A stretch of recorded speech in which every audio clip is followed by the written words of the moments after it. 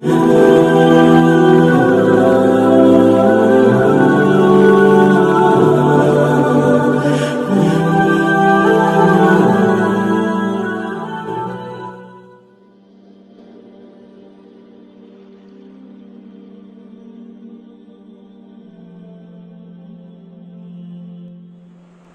ناظرین و سامعین، السلام علیکم ورحمۃ اللہ وبرکاتہ۔ سورہ مریم کا یہ آخری رکوع ہے اور آخری رکوع کی سورہ مریم کی آخری آیات ہیں جن پر آج ہم گفتگو کریں گے۔ یہ آیت نمبر 83 سے لے کر آیت نمبر 98 تک ہیں۔ سورہ مریم اس مکمل صورت پر جب ہم ایک اجمالی نظر دوڑاتے ہیں اور اس پوری صورت کا جائزہ لیتے ہیں، چونکہ 5 رکوع اس سے پہلے ہیں اور ان 5 رکوع پر مفصل گفتگو ہو چکی ہے، تذکیر کے طور پر، یاد دہانی کے طور پر میں چند چیزوں کو آپ کے سامنے بیان کروں گا تاکہ آج کی جو آیات ہیں ان کا اپنی ماقبل اور پچھلی پوری صورت کے ساتھ جو ایک ربط ہے، ایک تعلق ہے، کنیکشن ہے، اس کنیکشن کے ساتھ ہم آج کی باتوں کو، آج کی ان آیات پر گفتگو کریں گے اور ہمارے سامنے چیزیں واضح ہو جائیں گی۔ سورہ مریم کا آغاز حضرت زکریا علیہ السلام کے ذکر سے کیا جاتا ہے۔ اس کے بعد ان کی ایک التجا، ان کی ایک دعا اپنے رب کے حضور، ربی انی وہن العظم واشتعل الرأس شیبا، انہوں نے اپنے رب سے اپنے بڑھاپے کی عمر میں ایک اولاد کی التجا کی تھی۔ پھر اللہ تبارک و تعالیٰ نے اس التجا کا جواب دیا حضرت یحییٰ علیہ السلام کی خوشخبری کے طور پر، اور پھر حضرت یحییٰ علیہ السلام کا مقام اللہ تبارک و تعالیٰ نے بتایا کہ یہ حضرت یعقوب کے اور آل یعقوب کے، حضرت زکریا کے اور پورے آل یعقوب کے وہ وارث ہوں گے۔ وارث ہونے کا مطلب یہ ہے کہ حضرت یعقوب علیہ السلام کا جو مشن اللہ تبارک و تعالیٰ کی طرف سے وہ لے کر اس دنیا میں آئے تھے، اس مشن کی آبیاری کرنا، اس مشن کو آگے بڑھانا، یہ حضرت یحییٰ علیہ السلام اس کے وارث ہوں گے، اس کو آگے بڑھائیں گے۔ پھر مریم علیہ السلام کا ذکر آتا ہے اور وہ ایک پورا واقعہ کچھ مفصل اور کچھ مختصراً ذکر کیا جاتا ہے۔ ان کے حمل کا ذکر کیا جاتا ہے، لوگوں کے ساتھ ان کی گفتگو، ان کے الزامات، پھر ان الزامات کا کس طریقے سے جواب دیا جاتا ہے۔ پھر عیسیٰ ابن مریم کی پیدائش کا ذکر کیا جاتا ہے، ان کے نبی برحق ہونے کا ذکر کیا جاتا ہے۔ پھر اس کے بعد ابراہیم علیہ السلام کا ذکر کیا جاتا ہے، ان کے کردار کا، ان کی دعوت کا ذکر کیا جاتا ہے، لوگوں کے ساتھ ان کا رویہ اور باپ کے ساتھ ان کی جو گفتگو تھی، یا باپ کے ساتھ ان کا جو معاملہ تھا اور باپ کا جو رد عمل تھا، اس کا ذکر کیا جاتا ہے۔ یہ سارے واقعات کچھ اجمال کے ساتھ اور کچھ ہلکی سی تفصیل بھی بعض جگہوں پہ ہم کو ملتی ہے۔ پھر اسحاق علیہ السلام، یعقوب علیہ السلام کا ذکر دوبارہ آتا ہے، موسیٰ علیہ السلام اور ان کی رسالت کا ذکر، ان کی دعوت کا ذکر کیا جاتا ہے، ہارون علیہ السلام، حضرت اسماعیل علیہ السلام کا ذکر اور ان کے مشن کا ذکر کیا جاتا ہے۔ خاص طور پہ حضرت ابراہیم علیہ السلام، حضرت اسماعیل علیہ السلام کے حوالے سے کیا کہا جاتا ہے، یأمر اہلہ بالصلاۃ والزکاۃ، کہ وہ اپنے اہل و عیال کو نماز کا اور زکوٰۃ کا حکم دیتے تھے، اس کی تلقین کرتے تھے۔ پھر حضرت ادریس علیہ السلام کا ذکر کیا جاتا ہے، ان کے مقام مرتبے کا ذکر کیا جاتا ہے، ان کے کردار کا ذکر کیا جاتا ہے۔ یہ 3 رکوعات میں یہ بحث ان انبیاء کا ذکر کیا جاتا ہے، ان انبیاء کی پر بحث کی گئی ہے، ان کی زندگی پر، ان کے مشن پر، ان کی لوگوں کے ساتھ ان کے تعامل اور ان کے تعلقات پر یہ ساری چیزیں بتائی گئی۔ اس کے فوراً بعد جو آیت لائی جاتی ہے، حضرت ادریس علیہ السلام کا ذکر لانے کے فوراً بعد، یعنی ان کا ذکر جب ختم ہو جاتا ہے تو فوراً ایک جو آیت ہے، اس آیت کو میں یہاں پہ بتانا چاہوں گا، اس لیے کہ وہ بڑی اہم آیت ہے۔ قرآن مجید فرماتا ہے فخلف من بعدهم خلف اضاعوا الصلاة واتبعوا الشهوات فسوف يلقون غیا. یہ بڑی الارمنگ بات تھی، ایک الارمنگ اناؤنسمنٹ تھی جو اللہ کی طرف سے کی جا گئی ہے. اس سے پہلے اسماعیل علیہ السلام کا ذکر کیا، جس میں خاص طور پر اس بات کو واضح کیا گیا یأمر اہلہ بالصلاۃ، وہ اپنے اہل و عیال کو نماز کا حکم دیتے تھے. اور فوراً بعد ادریس علیہ السلام کا ذکر آتا ہے، اور وہ ذکر دو آیات میں کرنے کے بعد، 2-3 آیات میں کرنے کے بعد فوراً یہ بات، بلکہ ایک ہی آیت میں، اس 2 آیتوں میں ان کا ذکر ہو جاتا ہے، اور فوراً یہ بات بتائی جاتی ہے کہ اس کے بعد یعنی ان انبیاء کے ایسے جانشین ہوئے، ایسے بدکردار جانشین ہوئے اضاعوا الصلاۃ، جنہوں نے نماز کو ضائع کیا. تو یہ جو نماز کو ضائع کرنے کی بات یہاں پہ کی گئی ہے، یہ بڑی الارمنگ بات تھی کہ نماز کو ضائع کرنے کے بعد ہوا کیا ہے، انہوں نے خواہشات کی تابع داری کی ہے. واتبعوا الشہوات، انہوں نے اپنے خواہشات نفس کی تابع داری کی، وہ خواہشات نفس کے بندے بن گئے، خواہشات نفس کے غلام ہو گئے. اور خواہشات نفس ہی وہ چیز ہے جس کی وجہ سے انسان ہٹ درمی اور منمانی پر اتر آتا ہے. جو نظام انسان کو دیا جاتا ہے، جس کا پابند اور جس کا تابع انسان کو کیا جاتا ہے، اس قلادے کو وہ اپنی گردن سے اتار دیتا ہے، اس طوق کو وہ اپنی گردن سے اتار دیتا ہے. اور آزادی کی ایک غیر فطری آزادی جس کو ہم کہیں گے، جو ہٹ درمی والی آزادی ہے، جو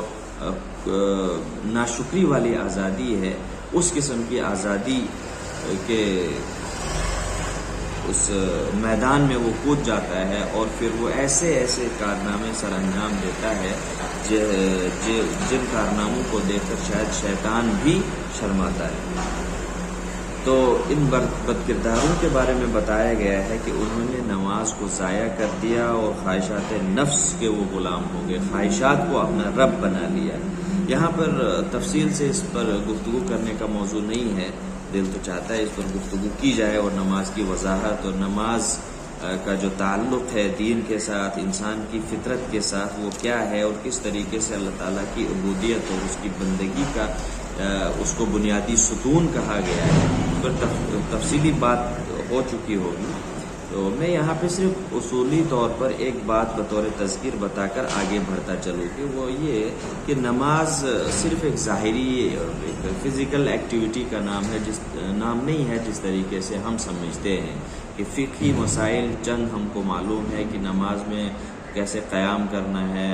کیسے رکوع کرنا ہے، کیسے سجدہ کرنا ہے، کہاں پہ سجدہ سہو کرنا ہے، کہاں نہیں کرنا ہے. نماز صرف ان فزیکل ایکٹیویٹیز کا نام نہیں ہے، ظاہری ایکٹیویٹیز کا نام نہیں ہے، بلکہ نماز اسلام کی ایک بنیادی ایکٹیویٹی ہے. نماز پر یوں سمجھیے کہ اسلام میں داخل ہونے کے بعد جو پہلا فریضہ ایک شخص پر عائد ہوتا ہے وہ نماز ہے. تو گویا کہ یہاں سے ہم کو یہ بات سمجھنے کی، اس پر غور کرنے کی ضرورت ہے کہ نماز کو کیوں اس قدر اہمیت دی گئی ہے.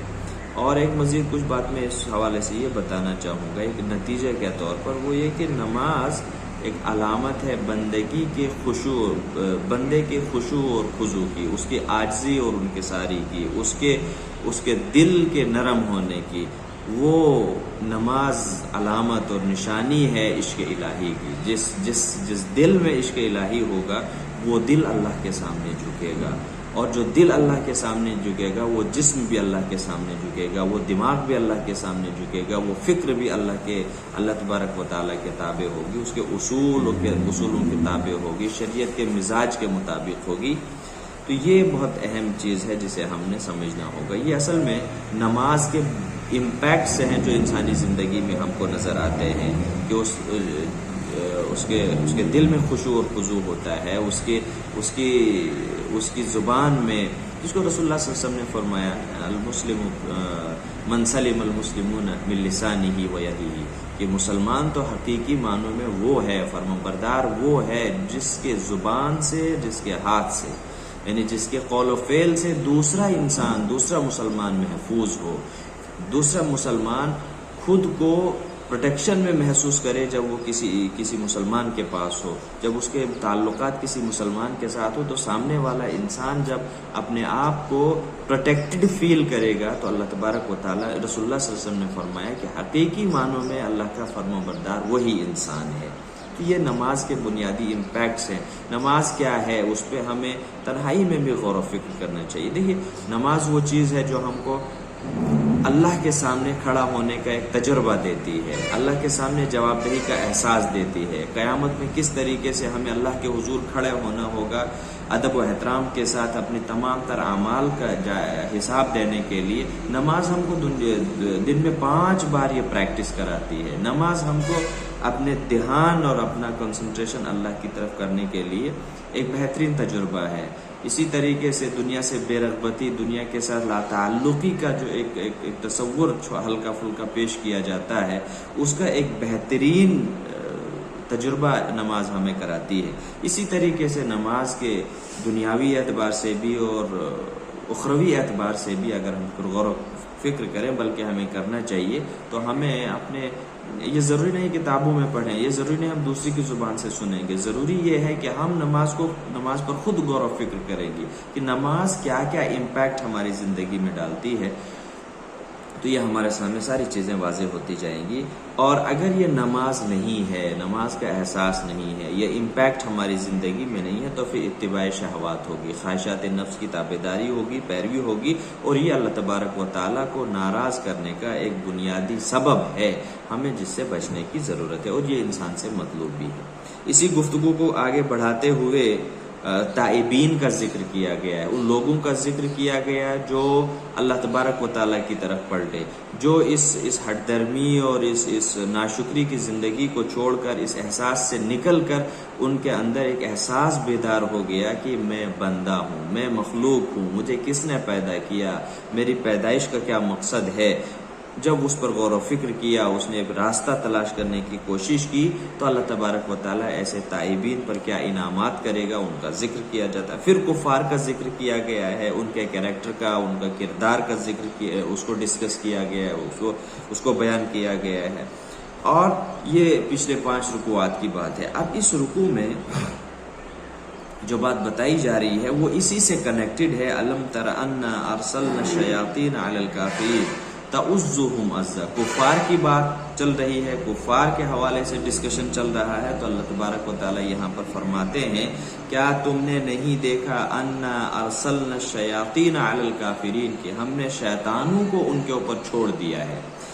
ارسل القلب علی احد عربی زبان میں استعمال کیا جاتا ہے کہ میں نے اس پر کتا چھوڑ دیا ہے، یا کسی پر جب کتا چھوڑ دیا جاتا ہے تو اس کو اس طریقے سے استعمال کیا گیا۔ تو اسی طریقے کا اسلوب اللہ تبارک و تعالیٰ نے یہاں پہ استعمال کیا ہے کہ ان کی یہ جو کفار ہیں، ان پر اللہ تعالیٰ نے شیطان کو چھوڑ دیا ہے، شیطان کو ان کے اوپر چھوڑ دیا، ان پر مسلط کر دیا ہے، شیطان کو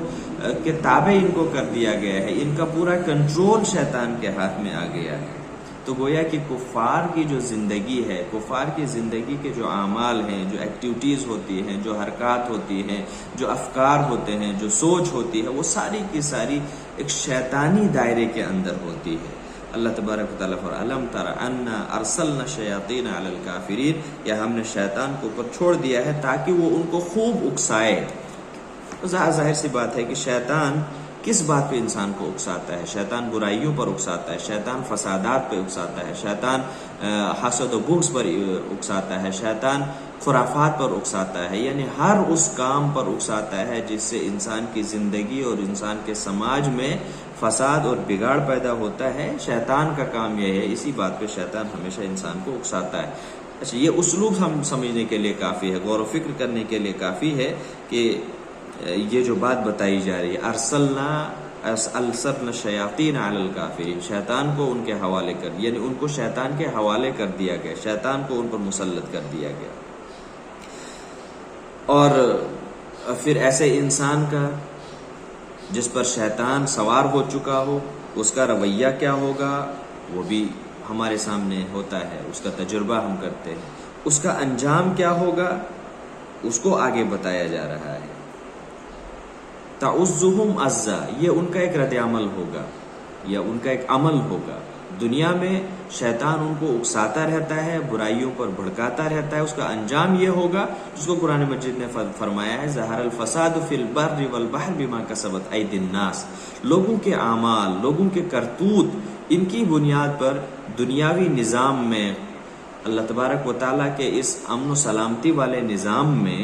فسادات اور بگاڑ وہ یہ لوگ پیدا کرتے ہیں، یہی ہے۔ اور اسی طریقے سے شیطان سے جب کہا سورہ بقرہ میں اللہ تبارک تعالیٰ نے فرماتا ہے کہ ایسے لوگوں سے جب آپ کہتے ہو کہ تم اصلاح کا کام کرو تو یہ لوگ کہتے ہیں فساد مت پھیلاؤ، لا تفسدوا فی الارض، زمین میں فساد اور بگاڑ پیدا مت کرو، تو وہ تو کہتے ہیں کہ ہم تو مصلحین ہیں، ہم تو اصلاح کرنے والے ہیں۔ اور اسی طریقے سے پچھلی صورت میں بھی یہ بات بتائی گئی ہے، یحسبون انہم یحسنون صنعا، یہ لوگ جو بھی کام کرتے ہیں تو یہ گمان رکھتے ہیں، یہ سمجھتے ہیں کہ ہم بہترین عمل کرتے ہیں، وہ عمل کرتے ہیں جو عمل اللہ تبارک و تعالیٰ کو مقصود ہوتا ہے، جو کام اللہ تبارک و تعالیٰ نے انسان کے ذمہ لگا رکھا ہے۔ اسی طریقے سے آگے بتایا جا رہا ہے یوم نحشر فلا تعجل علیہم انما نعد لهم عدا، رسول اللہ صلی اللہ علیہ وسلم کو تسلی کے طور پر بھی یہ بات بتائی جا رہی ہے، اور ان کو یہ بات بھی بتائی جا رہی ہے کہ اے رسول، آپ کو یعنی رسول کو جو بات بتائی جا رہی ہے وہ یہ ہے کہ ان کی ان حرکات اور فسادات، خرافات کی وجہ سے یا ان کی ریشہ دوانیوں کی وجہ سے آپ گھبراہٹ کے شکار نہ ہو جائیں، آپ کو گھبرانے کی کوئی ضرورت نہیں ہے۔ ان کے پیچھے آپ دعوت کا جو مشن لے کر آپ ان کے پاس جاتے ہیں وہ ایک وہ آپ کی ذمہ داری ہے، لیکن ان کے لیے آپ خود کو ہلاکت میں نہ ڈالیں۔ اور پھر یہ بھی فلا تعجل علیہم، ان پر یا ان کے خلاف فیصلے میں آپ جلدی مت کریں۔ انما نعد لهم عدا، ہم نے ان کے لیے ان کا انجام کار تیار کر رکھا ہے، بس آپ صبر کریں، دیکھیں ان کا انجام ہم کیا کرتے ہیں، کیا ان کا انجام ہوگا، آپ اس صبر سے کام لیں۔ انا نعد لهم عدا، ہم نے ان کے لیے ایک انجام تیار کر رکھا ہے۔ یوم نحشر المتقین الی الرحمن وفدا، متقین کو وفود کی صورت میں اللہ تبارک و تعالیٰ کے سامنے پیش کیا جائے گا۔ اور یہ دنیاوی جو سفارتی جو نظام ہے اس میں بھی ہم دیکھتے ہیں کہ ایک وفد جب دوسرے کسی کے پاس جاتا ہے تو وہ اصل میں عزت و تکریم کی بات ہوتی ہے، تو گویا کہ مومنین کے لیے عزت و اکرام ہوگا۔ اور اللہ تبارک تعالیٰ فرماتے ہیں کہ یوم نحشر المتقین، وہ دن ایسا ہوگا، یعنی قیامت کے بارے میں بات بتائی جا رہی ہے، نحشر المتقین، ہم متقین کو جمع کریں گے الی الرحمن، رحمان کے پاس، یعنی یہاں پر بھی جو ذکر کیا، جو لفظ استعمال کیا گیا وہ رحمان ہے، یعنی اللہ تبارک و تعالیٰ کی رحمتوں کا حوالہ اور اس کا ریفرنس دے کر بتایا جا رہا ہے کہ ایسی ذات کے پاس جو رحمتوں والی ذات ہوگی، اس کے پاس مومنین کو، متقین کو پیش کیا جائے گا، ان کو جمع کیا جائے گا، کس طریقے سے؟ وفدن، ایک وفد کی صورت میں، گویا کہ وہاں مومنین کی، متقین کی، مسلمین کی عزت افزائی ہوگی، ان کو خوب اچھے طریقے سے ان کی مہمان نوازی ہوگی۔ دوسری طرف سے نسوق المجرمین الی جہنم وردا، مجرمین کو بھیڑ بکروں کی طرح ہانکتے ہوئے لے جایا جائے گا، یعنی وہ جانا نہیں چاہیں گے لیکن ان کو لے جایا جائے گا، ان کو چلایا جائے گا، وہ وہاں سے بھاگنے کی کوشش کریں گے لیکن وہاں سے راہ فرار اختیار کرنے کی یا راہ فرار کی کوئی بھی گنجائش نہیں ہوگی۔ لا یملکون الشفاعۃ الا من اتخذ عند الرحمن عہدا، وہ وہاں پہ سفارشی تلاش کریں گے۔ دنیا میں کوئی بھی کام کرانے کے لیے کبھی رشوت دیتے تھے، کبھی لوگ دوسرے لوگوں کی سفارشوں کا راستہ اختیار کرتے تھے، لیکن آخرت میں ایسا کوئی بھی موقع ان کے پاس نہیں ہوگا، ایسی کوئی گنجائش ان کے پاس نہیں ہوگی۔ وہ چاہیں گے بھی کہیں سے ہم کو کوئی سفارشی مل جائے، لیکن کوئی سفارشی کرنے والا نہیں ہوگا، کوئی ان کا پرسان حال نہیں ہوگا۔ وہ لوگ ایسے ہوں گے کہ ان کے دنیاوی رشتے بھی ان کو دیکھ دیکھ کر بھاگ جاتے ہوں گے، جس کو قرآن مجید نے قیامت کی ہولناکی اور اس کے مناظر کو بیان کرتے ہوئے یہ بتائی، یوم یفر المرء من اخیہ وامہ وابیہ وصاحبتہ وبنیہ لکل امرئ منہم یومئذ شأن یغنیہ۔ ہر کسی کی اپنی شان ہو، ہر کسی کو اپنی فکر ہوگی، ہر کسی کو اپنے نفس کے بچانے کی فکر لاحق ہوگی۔ دوسرے کو کام آنا یا دوسرے کی مدد کرنا، دوسرے کی سفارش کرنا، وہاں کسی کو یہ اتنی ہمت ہی نہیں ہوگی کہ کوئی کسی کی سفارش کرنے کے لیے تیار ہو جائے گا، سب کو اپنی اپنی فکر لاحق ہوگی۔ اچھا، شفاعت کا جو ذکر قرآن مجید میں ہے وہ مختلف موقعوں پر ہے، اور اس پہ ایک تصور بھی امت کے اندر، مسلم امت کے اندر پھیلا ہوا ہے، لیکن یہ بات یاد رکھنی چاہیے کہ شفاعت کا حق کس کو حاصل ہوگا اور کس کے بارے میں حاصل ہوگا، یہ سوالات ہیں جو بہت اہم ہیں۔ قرآن مجید اس حوالے سے بالکل صاف اصول دیتا ہے۔ قرآن مجید نے 2 طریقے کے لوگوں کو یہ حق دیا ہے جن کے بارے میں یہ بتایا گیا ہے کہ یہ لوگ شفاعت کریں گے۔ ایک تو انبیاء ہیں، دوسرے شہداء ہیں۔ اور شہداء سے مراد کون لوگ ہیں؟ شہداء سے مراد وہ لوگ ہوں گے جن لوگوں نے نبوی مشن کو، نبوت یعنی نبی صلی اللہ علیہ وسلم کے مشن کو، رسول کے مشن کو آگے بڑھاتے ہوئے، ان کے اس مشن کی آبیاری کرتے ہوئے انہوں نے لوگوں پر شہادت حق کا فریضہ انجام دیا ہوگا۔ جن لوگوں نے یہ فریضہ انجام دیا ہوگا وہ شہداء ہوں گے، وہ شہداء میں شامل ہوں گے۔ تو انبیاء اور شہداء کو یہ حق حاصل ہوگا کہ وہ شفاعت کریں گے، لیکن پھر سوال یہ پیدا ہوتا ہے کہ وہ کس کے حق میں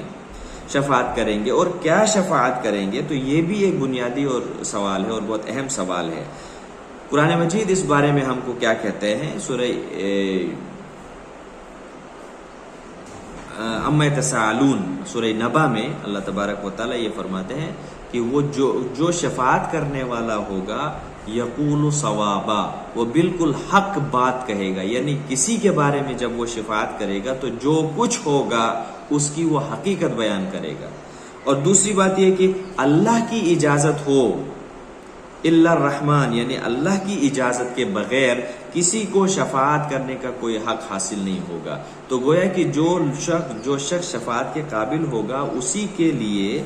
شفاعت کی اجازت بھی دی جائے گی، اور جن کے حق میں اجازت ملے گی انہی کے حق میں سفارش بھی کی جائے گی۔ تو یہ شفاعت کے بارے میں بنیادی قرآنی اصول ہیں، وہ ہمیں یاد ہونے چاہیے۔ ایسا نہیں ہے کہ ایک تصور، بیجا تصور نہیں بنا کے رکھنا چاہیے کہ ہم تو نبی کی امت میں ہیں اور شفاعت کر کے لے جائے، جیسے بھی ہیں تیرے امتی ہیں، یہ وہاں پر نہیں چلے گا۔ وہاں پہ اصول ہوں گے، وہاں پر ایک میرٹ سسٹم ہوگا، اس میرٹ سسٹم پر جو شخص اترے گا اس کے لیے وہی فیصلہ ہوگا۔ اللہ تعالیٰ کے یہاں ترازو جو چلے گا وہ انصاف کی بنیاد پہ چلے گا، جو آپ نے کیا ہوگا وہی آپ کو اس کا انجام ملے گا، وہی رزلٹ ملے گا۔ یہ بنیادی اصول قرآن مجید ہم کو بتاتا ہے، اور قرآن مجید سے اور انصاف کے تقاضے بھی یہی ہیں۔ اچھا، اس کے بعد کفار کے حوالے سے ایک بہت خطرناک بات بتائی جا رہی ہے، بہت خطرناک تصور جو مشرکین مکہ کے اندر بھی پایا جاتا تھا، یہود کے اندر بھی پایا جاتا تھا، نصارہ کے اندر بھی پایا جاتا تھا، ایک غلط فہمی اللہ تبارک و تعالیٰ کے حوالے سے اس کا ذکر کیا جاتا، اس کی طرف اشارہ کیا جا رہا ہے۔ وَقَالُوا اتَّخَذَ الرَّحْمَنُ وَلَدًا، کہ یہ لوگ تصور کرتے ہیں اللہ تبارک و تعالیٰ کی اولاد، یہ اللہ تعالیٰ کے لیے اولاد کو تصور کرتے ہیں، جس طریقے سے ان کی اولادیں ہیں یہ سمجھتے ہیں کہ خدا کی بھی اولادیں ہیں۔ قرآن مجید میں بتایا کہ عزیر کو ابن اللہ کہا گیا ہے، عیسیٰ علیہ السلام کو ابن اللہ کہا گیا۔ اسی طریقے سے قریش مکہ کے لوگ، مشرکین مکہ، وہ ملائکہ کو، فرشتوں کو اللہ کی بیٹیاں تصور کرتے تھے، جو قرآن مجید میں ہم کو بتاتا ہے۔ تو گویا کہ انہوں نے اپنے آپ پر اللہ تعالیٰ کی ذات کو قیاس کر رہے تھے، اور یہ کہہ رہے تھے کہ جس طریقے سے انسان کی اولاد ہوتی اسی طریقے سے اولاد، اور یہ اولاد کیا کریں گی؟ یہ اولاد ہم ان کو مانیں گے، ان کی پیروی کریں گے، ان کی عقیدت رکھیں گے، ان کے ساتھ عقیدت رکھیں گے، تاکہ کل قیامت میں یہ ہماری سفارش اللہ تعالیٰ کے سامنے کریں گے۔ یہ اس کے پس پردہ ایک فلسفہ وہ بیان کرتے تھے کہ عیسیٰ کو ابن اللہ کہتے تھے، عزیر کو ابن اللہ تصور کرتے تھے، ملائکہ کو بنات اللہ تصور کرتے تھے، اور ان کو مانتے تھے، ان کی پوجا پاٹ کرتے تھے، ان کے ساتھ عقیدت رکھتے تھے، ان کے لیے چڑھاوے چڑھاتے تھے، ان کے نام پہ قربانیاں کرتے تھے، اس نقطۂ نظر کے ساتھ کہ یہ اللہ کی اولاد ہیں، اللہ کے بیٹے ہیں، اگر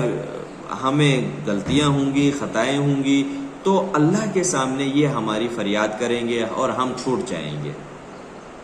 تو اللہ تبارک و تعالیٰ نے اس تصور کی نفی کر دی، اس کو نیگیٹ کیا۔ وقالوا اتخذ الرحمن ولدا، یہ لوگ رحمان کی اولاد تصور کرتے ہیں، رحمان کی اولاد بتاتے ہیں کہ رحمان کی اولاد ہے۔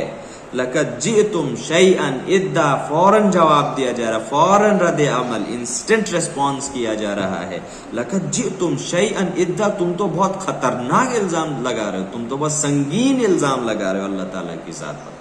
اللہ تعالیٰ کی طرف اولاد کی نسبت کرنے کا مطلب یہ ہے کہ ہم اللہ تعالیٰ کو یہ الزام لگا رہے ہیں کہ اللہ تعالیٰ بھی ناانصافی کرے گا۔ تکاد السماوات یتفطرن منہ، اللہ تعالیٰ فرماتی ہے اتنی خطرناک بات ہے کہ آسمان پھٹ پڑیں گے اس بات سے۔ وتنشق الارض، زمین پھٹ جائے گی۔ وتخر الجبال، یہ جو بڑے بڑے پہاڑ ہیں یہ ٹوٹ کر ریزہ ریزہ ہو جائیں گے۔ تو گویا کہ اس الزام کی سنگینیت کو بتایا جا رہا ہے۔ اس طریقے سے ہم دنیا میں بھی اپنی گفتگو میں بھی کہتے ہیں کہ اس الزام لگانے سے بہتر تھا کہ تو مجھ پہ آسمان توڑ دیتا، تو مجھ پہ پہاڑ توڑ دیتا۔ تو اس قسم کی جو تمثیلات ہیں وہ ہم استعمال کرتے ہیں۔ تو قرآن مجید نے اس بات کو سمجھانے کے لیے، اس الزام کی سنگینیت کو سمجھانے کے لیے بتایا تکاد السماوات یتفطرن، قریب ہے کہ آسمان پھٹ پڑے، منہ، اس بات سے، وتنشق الارض، زمین پھٹ جائے گی، اور تخر الجبال، جو پہاڑ ہیں وہ ٹوٹ کر ریزہ ریزہ ہو جائیں گے۔ تو یہ اتنی خطرناک بات ہے، یہ اتنی خطرناک سنگین الزام ہے اللہ تعالیٰ کی ذات پر،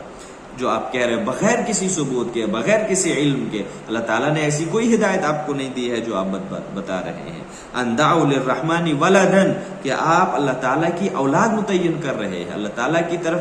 کسی اولاد کو منسوب کر رہے ہیں۔ اتنی خطرناک بات ہے کہ اس سے تو آسمان پھٹ جائے یہ بہتر ہے، اس زمین پھٹ جائے تم اس میں دس جاؤ وہ بہتر ہے، یہ پہاڑ ریزہ ریزہ ہو جائیں یہ اس سے بہتر ہے۔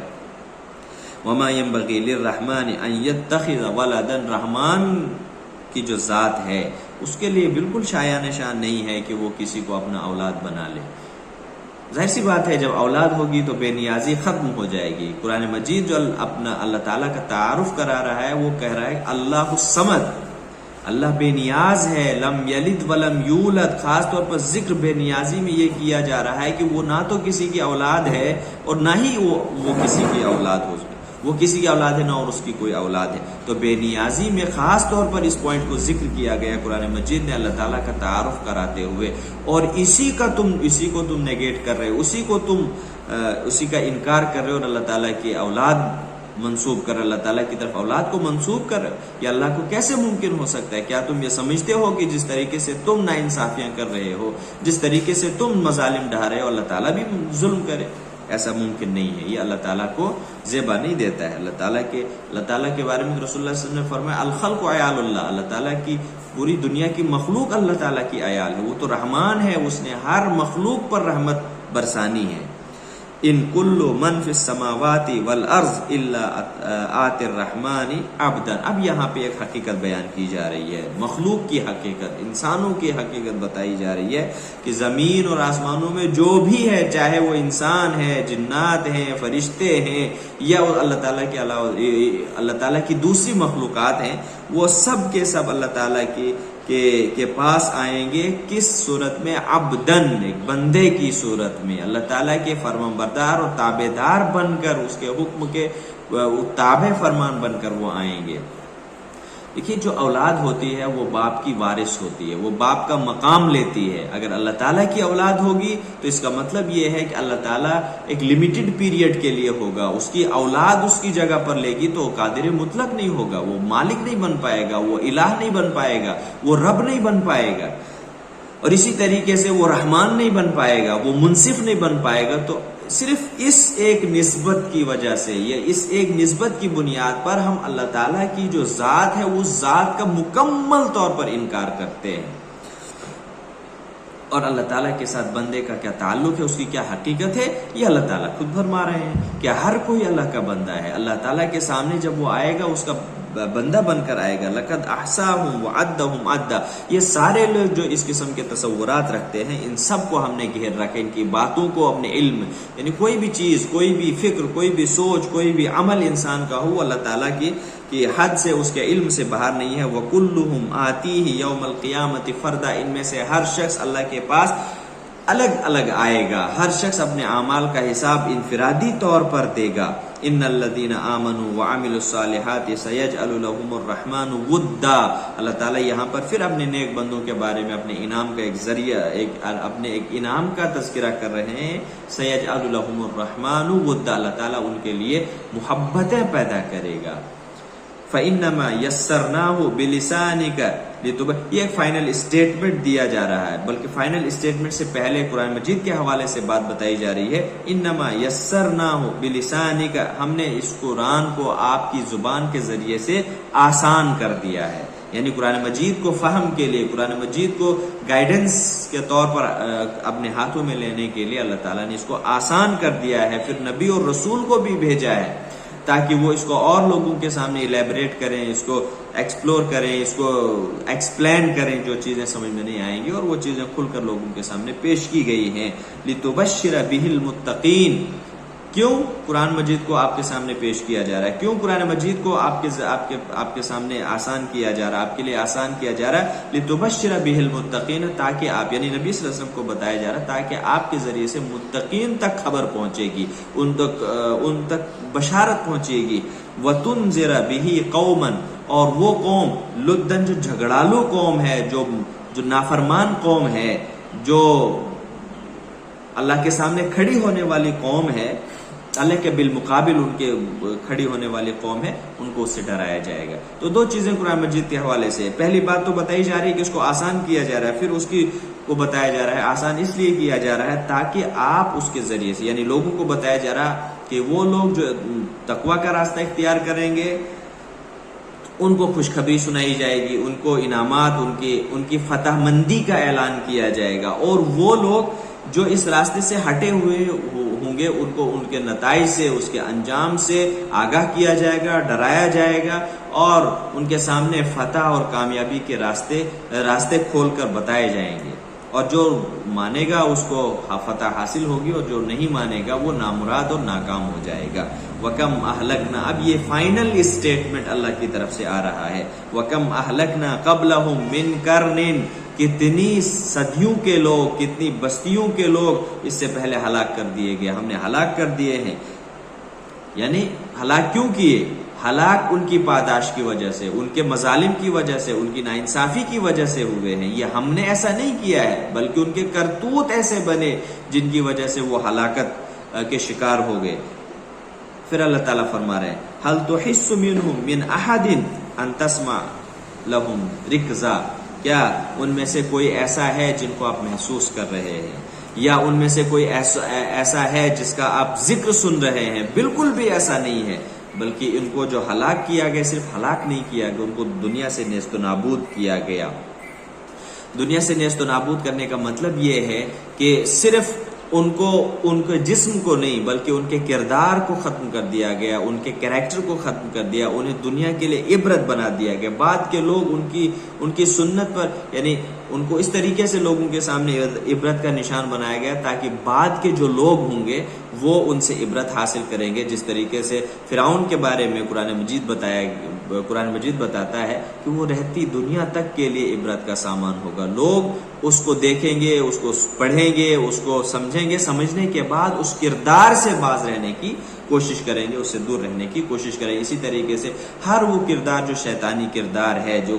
جو کفر کے اندر پایا جاتا ہے، اس رکوع کا آغاز ہی یہیں سے کیا گیا ہے کہ ارسلنا علیہم ارسلنا شیاطین علی الکافرین، کہ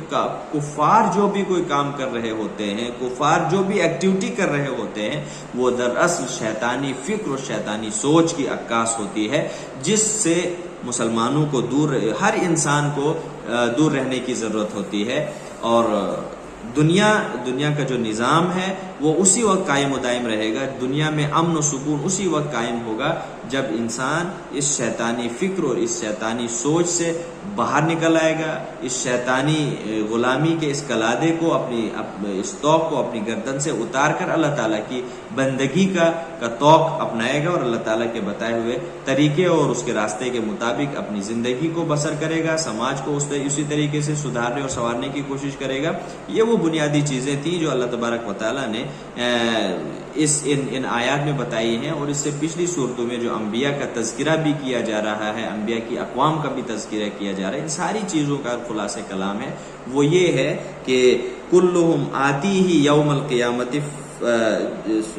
اس سے پہلے ان کل من فی السماوات والارض الا آتی الرحمن عبدا، ہر کوئی اللہ تعالیٰ کے سامنے بحیثیت بندہ پیش ہو جائے گا۔ یہ اس پوری صورت کا، پوری آیات کا، پورے ان واقعات کا جو تاریخی ریفرنسز بتائے گئے ہیں، ان سب کا خلاصہ کلام یہ ہے کہ انسان کو اللہ تعالیٰ کی بندگی کی طرف جانا ہوگا۔ وہی ایک واحد راستہ ہے جہاں انسان اپنی دنیاوی زندگی کو بھی کامیاب کر سکتا ہے، اور اخروی زندگی